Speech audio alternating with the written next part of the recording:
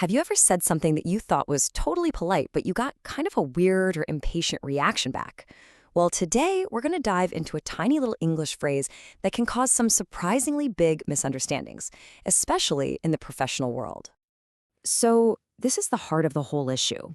You think you're just politely asking for a short pause, right? But what your colleague or your client hears is a commitment to a long, kind of indefinite wait. And that little mix-up, it can make you seem unprofessional, maybe even like you don't respect their time. Let's break down exactly why this is happening. So first up, let's talk about the mix-up itself. This is where your good intentions can get totally lost in translation.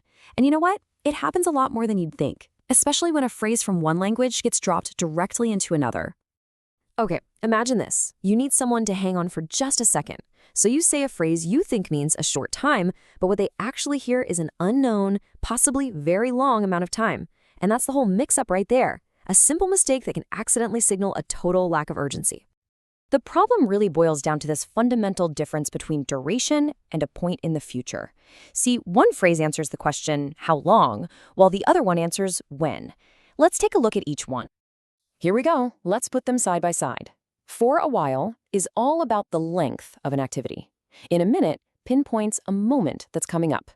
Just understanding which question you're trying to answer is the absolute key to communicating clearly. All right, let's focus on for a while. The key word here is duration. When you use this phrase, you're talking about a block of time. And believe me, it's not a short one. Think about saying, I'm going to focus on this report for a while. You're basically telling someone you're going to be busy for a good chunk of time, maybe an hour, maybe even longer. On the flip side, you've got in a minute.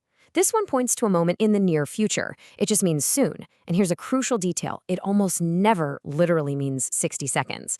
If a colleague says, hey, I'll be with you in a minute, they're really just saying they'll be there very shortly. So where does this very specific mix-up even come from?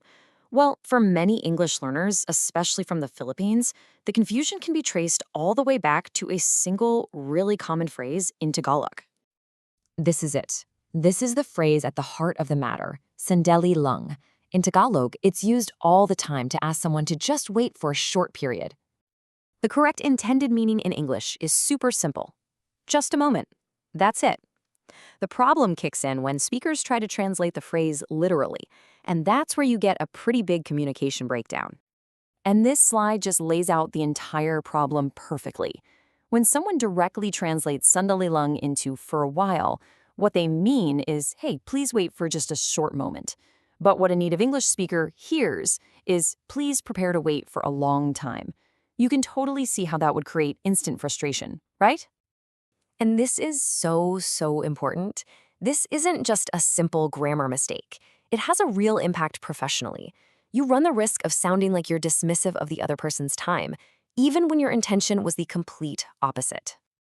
All right, so now that we have really unpacked the problem, let's get to the good part, the solution. Here are the clear professional phrases you should be using instead. These are your new go-to options. Just a moment, please, is super polite and professional. One moment is a bit more direct and efficient. And as we just covered, I'll be with you in a minute clearly tells the person that the wait is going to be short. All three of these are perfect replacements. Okay, let's wrap this all up with the most important takeaway from this explainer, a simple guide to make sure you get this right every single time. Here it is, your very own cheat sheet. If your goal is to ask someone to wait briefly, just don't say, please wait for a while. Instead, do say, just a moment, or I'll be with you in a minute. It's really that simple and that important. And that's really the bottom line, isn't it? This isn't just about avoiding a little mistake. It's about taking control of your communication, making sure you sound clear, respectful, and totally professional in every single interaction you have. So I'll leave you with a final thought. Language is just filled with these subtle little details. What other small phrases in any language do you think have a surprisingly huge impact on how we come across at work? Something to think about. Thanks for tuning in.